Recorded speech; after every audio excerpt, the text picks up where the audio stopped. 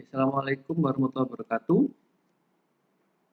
Oke, ketemu lagi di video penyajian materi mata kuliah kalkulus baba banyak ya, multivariable kalkulus. Lanjutan dari video sebelumnya yang membahas mengenai fungsi bernilai vektor terkait dengan limit, kekontinuan sama turunan dari fungsi vektor ya. Sebelum saya lanjut, saya mau ingatkan materi sebelumnya terkait dengan turunan. Jadi kalau misalkan kita punya fungsi bernilai vektor RT gitu ya, FT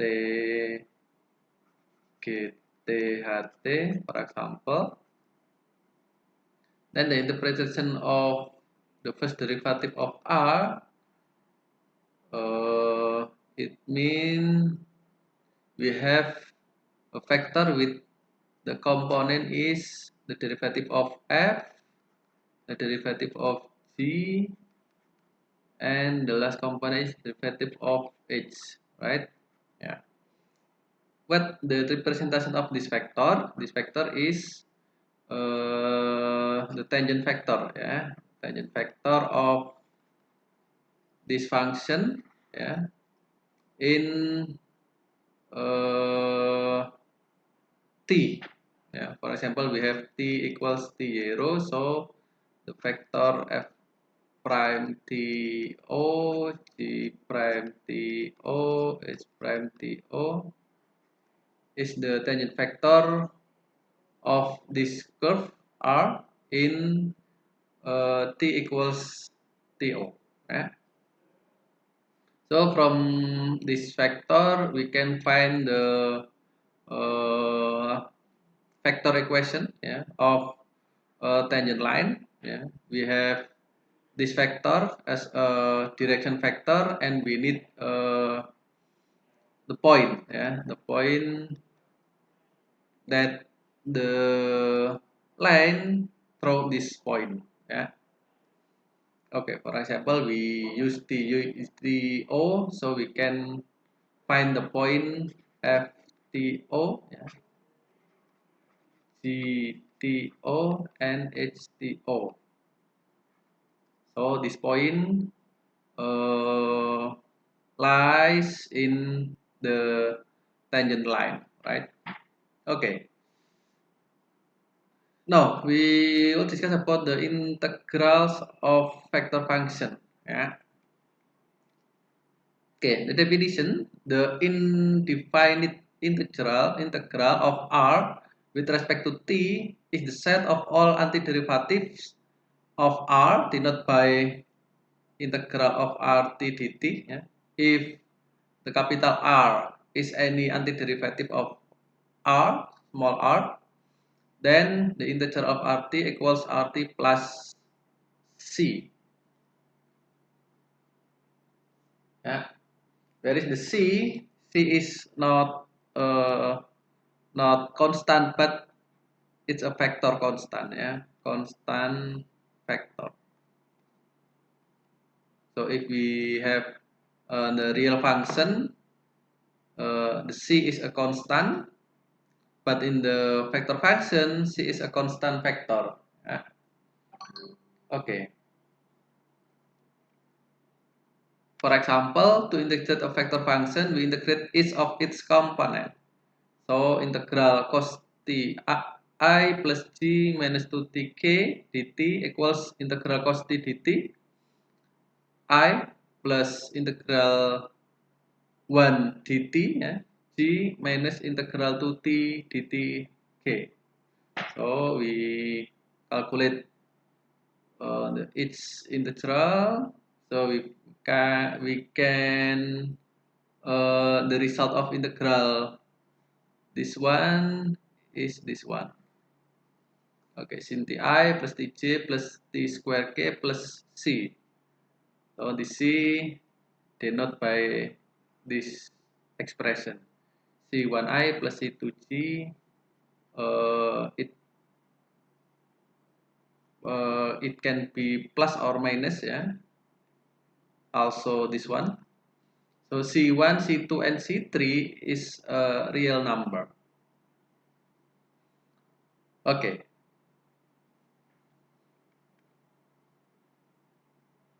the definition, another definition,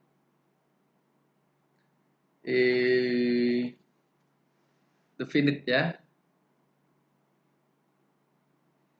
If the components of R, FTI plus GTI plus H, TK are integerable over the interval a to b, then so is R, and the definite integral of R from a to b is expressed like the equation ya. Integral a to b rt dt equals integer a to b ft dti plus integer a to b gt dtj plus integer a to b ht dtk, right? So each component, yeah, for each component it follows the vector function definite integral, right? Okay, so from these two definition we have fundamental theorem first and second. So we in the differential calculus we have fundamental theorem, yeah, first and second. In the vector valued function we also have the theorem, right? So if we from the first theorem, first fundamental theorem, if R is continuous on the closed interval a to b, yeah, then for any t in the interval,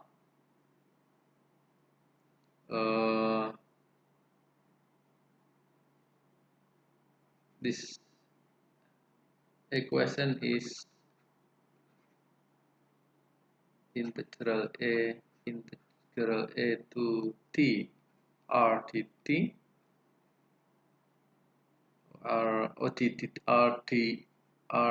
sorry, saya hapus dulu.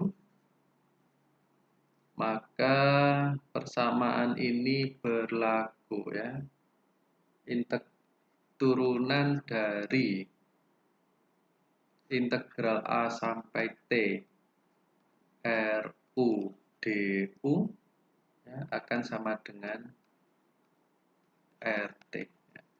Kan teorema fundamental yang pertama kan bunyinya gitu ya, jika kita punya F dia kontinu di yang fungsi real ya. Jika F kontinu pada suatu interval A sampai B, maka untuk sebarang X di A sampai B turunan dari integral A sampai X gitu ya akan sama dengan Rx sendiri ya. Berlaku juga untuk di fungsi vektor ya. Jadi kalau kita punya R-nya kontinu pada integral A sampai B, kemudian T-nya ada di interval tersebut, maka turunan dari integral A sampai T RUDU akan sama dengan RT ya. Kemudian untuk yang teorema fundamental kedua, jika R kontinu sama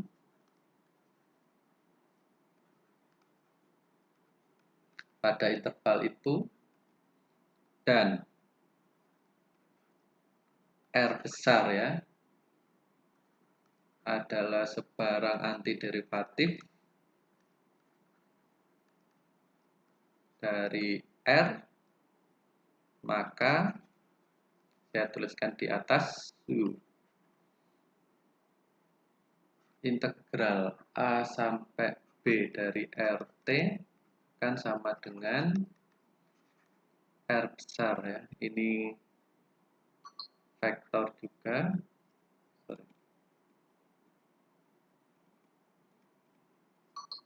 Ini vektor juga ya. RB dikurang RA.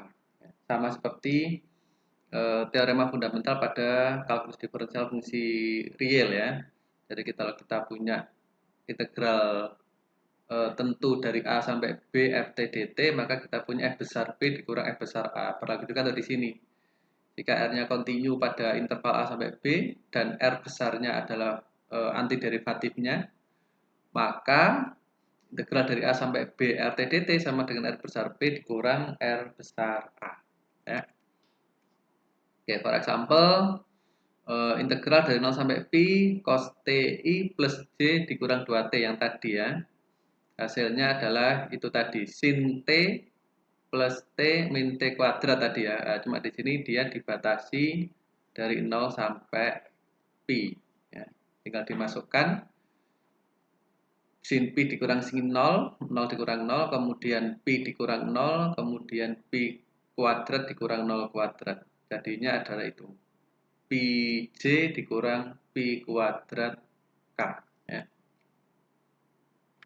Nah, ini contoh dari apa namanya pergerakan ya, partikel ya. Jadi itu adalah the path of the hang glider in example 3. Mana example 3? Oh, example 3-nya di buku ya. Although the path spirals around z axis is not a helix. Jadi dia bukan apa namanya, tidak teratur ininya, apa namanya, kerapatannya ya. Oke. Nah, di situ kita punya partikel yang melaju pada kurva biru itu ya. Kemudian V itu adalah apa namanya, kecepatan awalnya ketika di titik awal T0 ya. Ketika di T0 kita punya R sama dengan 0. Vektor 0 maksudnya di situ ya, 0,0. Arahnya ke sana. Kemudian yang mendatar ini kita punya panjang vektor V0 dikali dengan cos alfa, di mana alfanya adalah sudut yang dibentuk oleh V0 dengan sumbu X ya. Jadi kalau kita gambar segitiga siku-sikunya itu, maka panjang dari sisi yang ini itu kan sama dengan panjang dari sisi miring dikali cos alfa gitu ya. Nah, sehingga kita punya panjangnya adalah ini, mestinya panjangnya adalah V0, panjang V0 dikali cos alfa. Tapi karena ini vektor, maka dia dikali dengan I, yaitu vektor basis dari vektor 2 komponen I, yaitu 1,0, di mana I-nya adalah vektor 1,0, J-nya adalah vektor 0,1. Ya. Sehingga di situ dikali dengan vektor I. Kemudian untuk komponen yang ini sama. Jadi panjang V0, panjang sisi miringnya dikali dengan sin alfa. Tapi karena dia tegak, maka dikali vektor 0,1. Ya. Sehingga P0-nya kita punya, dia adalah penjumlahan dari vektor yang mendatar ditambah vektor yang vertikal. Sehingga kita punya V0 adalah itu. Vektor yang mendatar ditambah vektor yang vertikal. Ya. Panjang V0 cos alfa I ditambah panjang V0 dikali sin alfa J. Ya. Kemudian untuk sebarang yang lain ya, kalau misalkan kita punya kurva, kita perpanjang kurvanya, maka untuk sebarang titik di situ X, Y, seperti X, Y, vektor posisinya adalah itu, R sama dengan XI ditambah YJ. Itu adalah vektor posisi untuk apa namanya, titik X, Y gitu ya. Kemudian arah V-nya ke sana. Kemudian A-nya ini kemarin kita punya percepatannya ya. Kenapa kok jadi negatif GJ di sana ya. Jadi kalau kita punya V itu kan turunan dari R kemarin ya. Sehingga kalau kita punya ini mestinya sama dengan apa itu? Turunan dari R. Ini X-nya bergantung dari T ya. X-nya, Y-nya bergantung pada T. Sehingga kita punya di situ X aksen. Misalkan ya, kalau dia fungsi dalam T, I ditambah K Kalau Y-nya fungsi dalam T juga, Y aksen T, J. Ini juga dalam T. Nah, misalkan seperti itu.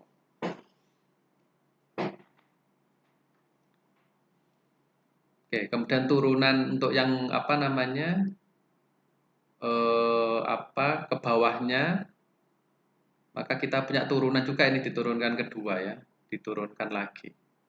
Oke. Nah, kita lihat nanti kenapa kok dia jadi apa namanya A sama dengan negatif GJ. Kalau dia ke bawah, artinya perubahannya dia tidak menghiraukan ya. Artinya komponen yang horizontal dianggap sebagai apa namanya konstan, sama seperti di turunan parsial, sehingga yang berpengaruh adalah komponen yang vertikal, di mana Y-nya saja, sehingga di sini dia menjadi, kenapa komponen I-nya kok hilang jadinya ya, tapi nanti kita bahas di turunan parsial lebih jelas nanti. Nah, sehingga kita punya itu ideal projectile motion equation. Jadi R yang itu tadi ya, kita punya jadi itu V yang ini adalah V0-nya tadi ya. Yang V0 kita punya itu tadi ya, panjang V0 cos alpha ditambah panjang V0 sin alpha. Kemudian untuk gaya apa namanya ke bawahnya, gaya tariknya dia punya negatif GJ, sehingga kita punya itu apa namanya persamaan gerak idealnya ya, R sama dengan persamaan vektornya ya. Ini adalah apa namanya R-nya ini nanti. Fungsi apa namanya? Vektor posisi dari partikelnya ya.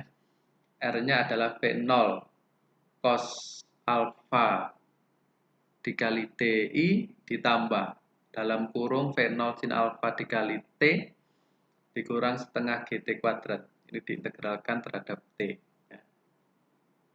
Ini diintegralkan terhadap T, diintegralkan terhadap T, diintegralkan terhadap T. Setengah GT kuadrat. Jadi yang gerak yang ini tadi, V0 kan turunan R terhadap T, sehingga untuk mendapatkan R ini diintegralkan terhadap T, kemudian yang ini juga ditambah ininya ya, apa namanya gaya tariknya, diintegralkan terhadap T. Contoh ya, a projectile is fired from the origin of a horizontal ground at an initial speed of 500 meter per second and a launch angle of 60 degree. Where will the projectile be 10 seconds later? Jadi berapa ada di manakah dia setelah bergerak selama 10 detik gitu ya, di mana kecepatan awalnya V0-nya adalah 500, kemudian alfanya adalah 60. Jadi sudut lemparannya ya, dia ditembakkan pada sudut 60 derajat dengan V0-nya 500 meter per second.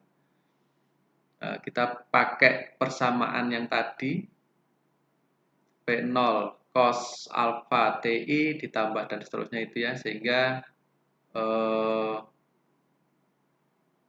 nilainya, kalau ini kan dibuat bentuk desimal, maka didekati oleh nilai itu ya, 2500I plus 3840J. Jadi 2500 ke kanan, 3840 ke atas gitu ya. Jadi pada ketinggian 3840 dengan jarak dari awal 2500 secara mendatar ya.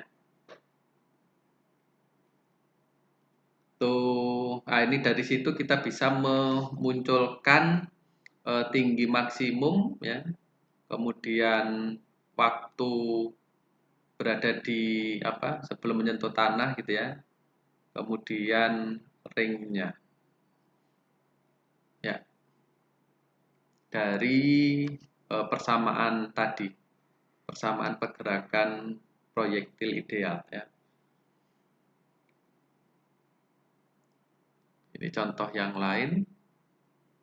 Nah, sebelum kita ke panjang busur, ada beberapa, saya tuliskan di sini aja. Ada beberapa sifat terkait dengan integral fungsi bernilai vektor ya. Jadi misal if u and v are integrable vector function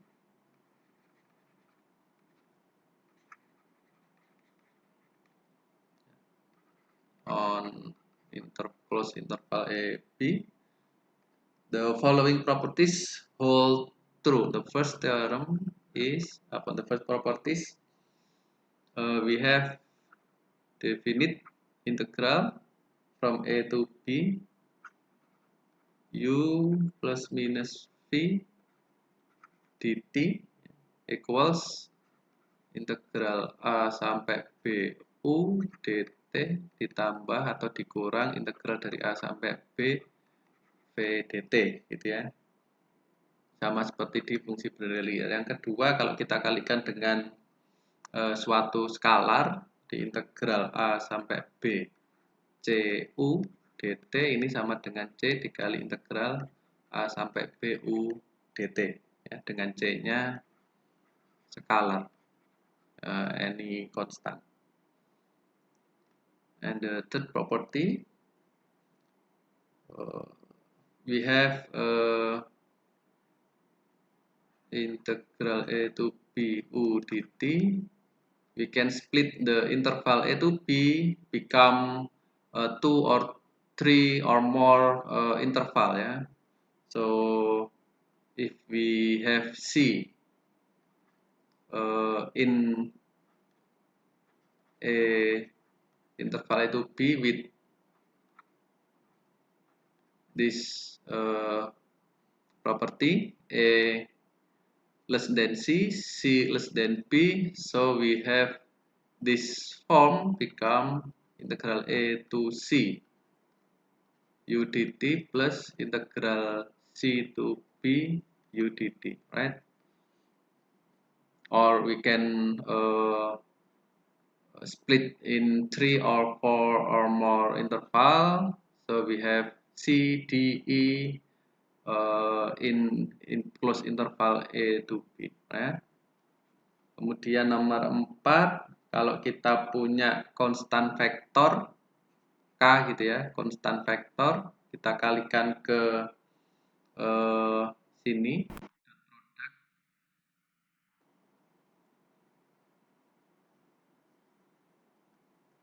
kita dotkan dengan integral a b u dt gitu ya, maka ini sama dengan integral a sampai b k dot u dt, di mana k-nya adalah konstan vektor.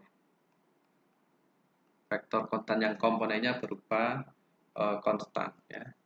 Kemudian yang kelima, kita punya cross product dari itu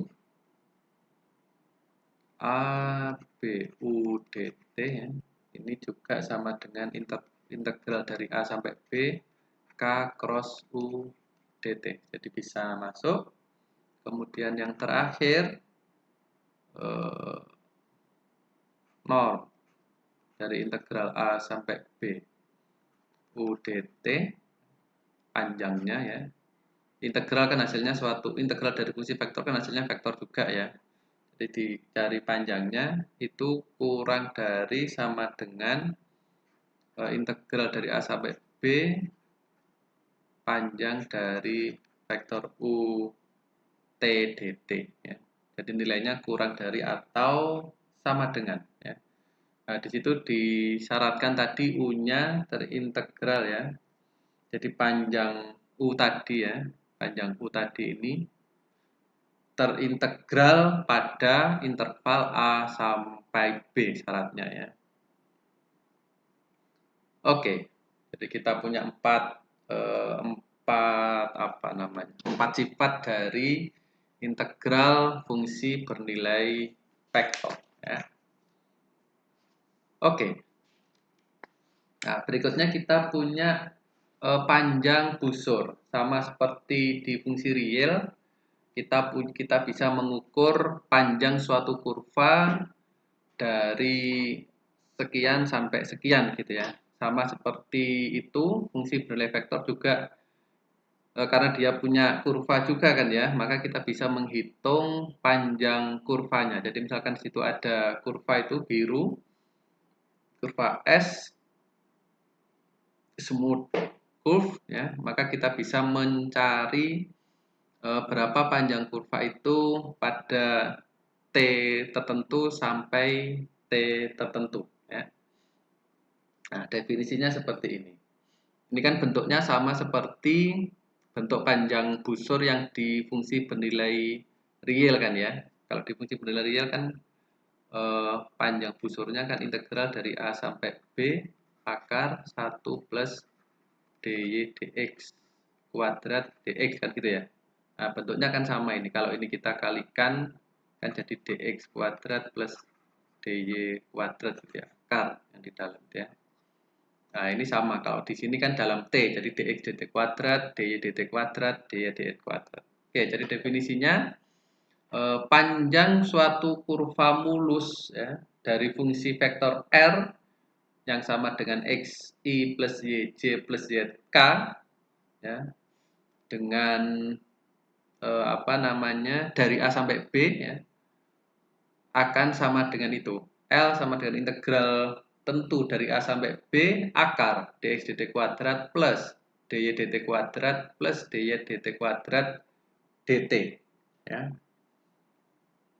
Itu untuk yang di 3 dimensi atau R3. Kalau di R2 maka kita punya itu sama sih, integral A sampai B akar dx dt kuadrat ditambah dy dt kuadrat. Nah, kalau di 2 dimensi. Oke, atau we see that the integrand, this one or this one, is the length of the derivative of R, the first derivative. So this integrand we can denote as R prime t, the length of panjang dari R aksen kan ya. R aksennya kan kalau kita punya R, maka R aksennya kalau di 2 dimensi kan jadinya gini, X aksen, Y aksen kan gitu ya. Kalau di sini X, Y komponennya, maka R aksennya adalah X aksen, Y aksen. Nah, panjangnya kan sama dengan, panjang dari R aksen ini kan sama dengan akar X aksen kuadrat ditambah Y aksen kuadrat. Nah, sama. X aksen kuadrat, Y aksen kuadrat. Kalau 3 dimensi ditambah satu lagi Z aksen, maka di sini ditambah Z kuadrat ya, Z aksen kuadrat. Jadi bentuk itu kita bisa tulis menjadi L-nya tadi ya. L-nya menjadi integral dari A sampai B panjang dari R aksen T dt. Ya.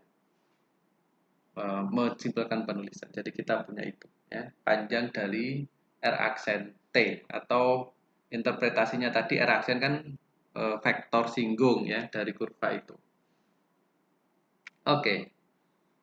Nah, di sini formulanya V-nya tadi ya. V-nya itu sama dengan dr dt atau R aksen.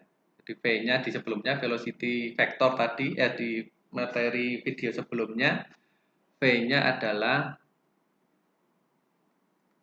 dr dt ya, atau velocity vector ya, dari R, di mana didapat dengan menurunkan R terhadap T. Oke, contoh. Kita punya fungsi vektornya, helix RT sama dengan cos TI ditambah sin TJ plus TK. Berapa panjang lintasan itu ketika misalkan ada partikel bergerak sepanjang lintasan itu ya, dari T0 sampai 2pi ya. Maka kita butuh turunan pertamanya, ini diturunkan jadi negatif sin, ini jadi cos, ini jadi 1. Ketika dikuadratkan jadi sin kuadrat, cos kuadrat 1. Sehingga di dalamnya 1 ditambah 1 jadi 2. Jadi integral dari 0 sampai 2pi akar 2 dikali dt sama dengan akar 2 ya, akar 2t dari 0 sampai 2pi, sehingga kita punya itu ya. 2pi akar 2 dikurang 0, jadinya 2pi akar 2. Okay, this is the square root of 2 times the circumference of the circle in the xy plane over which the helix stand ya. Jadi itu menjadi akar 2 kalinya ya, akar 2 kalinya keliling lingkaran di x di bidang x ya. Nah, itu. Jadi kita punya dari T0 ya sampai sampai pi per 2 di sana. Kemudian dilanjutkan sampai 2pi. Ya. Nah, itu panjangnya sama dengan kalau satu kali lingkaran kan yang di sini, satu lingkaran ya. Satu lingkaran itu panjangnya jari-jarinya kan 1 itu ya. Kalau kita punya ini cos T plus sin T, ini kan berarti jari-jarinya 1. Jari-jari lingkarannya 1 yang ini ya. Nah, ketika di lintasan itu, maka kalau sampai 2pi, maka panjangnya itu adalah akar 2 kali panjang jari-jarinya ya, panjang jari-jarinya. Oke. Nah, ini persamaan parameter ya, persamaan parameter dari vektor. Jadi kita bisa membuat suatu fungsi untuk mencari panjang vektor ya dari T0, di mana T0 itu titik awal yang dipunya pada interval tertentu ya. Jadi di situ misalkan gini, if C, kita punya suatu kurva C ya, kalau kita di 3 dimensi misal, kemudian kita punya kurva C yang persamaan vektornya adalah R sama dengan F T, G, T, H, T misal ya, ini masing-masing adalah fungsi F, G, H pada interval AB, kemudian R aksenya kontinu ya, R aksenya itu kontinu di AB juga, misal kita punya itu, we know that C is rectifiable ya, jadi C ini rectifiable. Untuk sebarang T ada di sana, ya, kita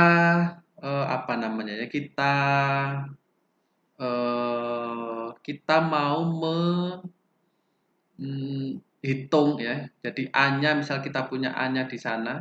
Ini ketika T sama dengan A. Ya. Kemudian sampai ujung misal di sini T sama dengan B. Nah, kita mau mencari suatu fungsi yang menyatakan panjang kurva C tersebut dari A sampai sebarang T yang ada di dalam itu. Ya, misal kita ambil T-nya di sana, maka kita mau mencari panjang dari panjang dari T awal A sampai di T itu. Jadi untuk T yang bergerak, kita tinggal masukkan sampai T berapa sih? Jadi misalkan di sini A-nya dari 1 sampai 10 misal ya. Terus diminta berapa panjang kurva itu ketika dia berjalan sampai T7 misal. Nah, kita tinggal ganti T ke 7 dengan syarat di sini kita ambil awal ya T0, maka kita akan dapat panjang busurnya. Nah, kita mau mencari fungsi itu yang di dalam kotak itu S sama dengan itu ya. Jadi kita punya itu integral dari T0, di mana T0-nya di sini kita mulai dari A misal ya. adalah akar dari X aksen tau, di mana taunya ini adalah parameter baru. Sedemikian sehingga nanti taunya ini akan kita gantikan dengan T, di mana T-nya itu yang ini tadi, sebarang T ya. Jadi mau sampai berapapun, misalkan sampai sini, ya T berapa yang kita minta di situ ya. Misalkan dari 0 sampai 5, maka di sini nanti 0 sampai T, ketika diminta S5, S5 ini artinya panjang kurva itu dari 0 sampai 5, dari T0 sampai T5. Jadi kita tinggal memasukkan T berapa ke fungsi panjang busur itu ya. Jadi akar X aksen tau square plus Y aksen tau kuadrat plus Y aksen tau kuadrat D tau. Jadi ini adalah fungsi dengan menggunakan parameter tau. Di mana batasnya kita punya T di sana, batas atasnya ya. Sehingga nanti ini berupa suatu fungsi vektor dalam bukan fungsi vektor salah. Berupa suatu fungsi bernilai real ya, suatu fungsi bernilai real dalam tadi FGH sudah apa ini diganti dengan P misalnya. Maka kita punya fungsi bernilai real PT ya. Ini menunjukkan atau merepresentasikan panjang kurva C dari T awal sampai T yang kita mau. Sehingga kita punya itu. Atau bentuk, ini ada bentuk khususnya enggak? Oh, enggak ada. Atau bentuk sederhananya kita punya ini ST ya. Fungsi bernilai real karena panjang busur kan, dia berubah skalar. Integral dari T0 ya, atau sama dengan A misalkan awalnya di sini A sampai B sampai T panjang dari R aksen tau D tau ya. Mau diganti yang lain boleh D nggak mau pakai tau, nggak mau pakai U, V, Z, Y-nya sudah ada nggak boleh pakai apa B misalnya sembarang ya, parameter baru menggantikan T karena di sini T-nya kita pakai untuk batas atasnya ya. Oke.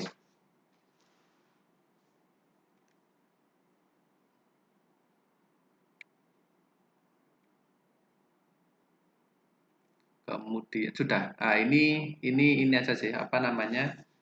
Vektor singgung satuan yang kita sudah punya ya. Jadi kalau vektor singgungnya kan kita dapatnya dari R aksen atau DRDT gitu ya. Ini adalah vektor singgung. Nah, untuk mendapatkan vektor singgung satuan ya kita tinggal membaginya dengan panjang dia ya. Vektor singgung satuannya panjang V dibagi V vektor V dibagi panjang V itu vektor singgung satuan. Nah, kita bisa menggunakan itu untuk mencari persamaan apa kemarin garis ya, persamaan garis singgung ya pada fungsi penilai vektor ya. Ini apa namanya gerak berlawanan arah jarum jam ya, yang apa pada suatu lingkaran. Jadi geraknya ini berupa lingkaran, padnya atau lintasannya, maka kita punya panjang vektor singgung satuannya sama dengan V sendiri. Kenapa? Karena jari-jarinya di sini satu ya. Jadi panjang jari-jarinya di situ satu R-nya. Nah, kita punya ini vektor posisi dari apa namanya titik-titik pada lingkaran. Oke, sampai di sini materi kita untuk pertemuan minggu ketiga sesi kedua. Nanti akan saya berikan latihan di LMS ya. Silakan bisa kita diskusikan bersama. Oke, sampai sini jika ada pertanyaan kita diskusikan di LMS ya. Semoga sehat selalu. Kembali lagi saya berpesan, kok saya ucapkan kayak lebaran. Saya berpesan untuk tetap pakai masker kalau mau kemana-mana. Kalau enggak, nggak usah kemana-mana, di rumah aja ya. Tetap jaga jarak ya. Semoga sehat sampai kita ketemu lagi di kampus. Oke, saya akhiri. Selamat belajar. Assalamualaikum warahmatullahi wabarakatuh.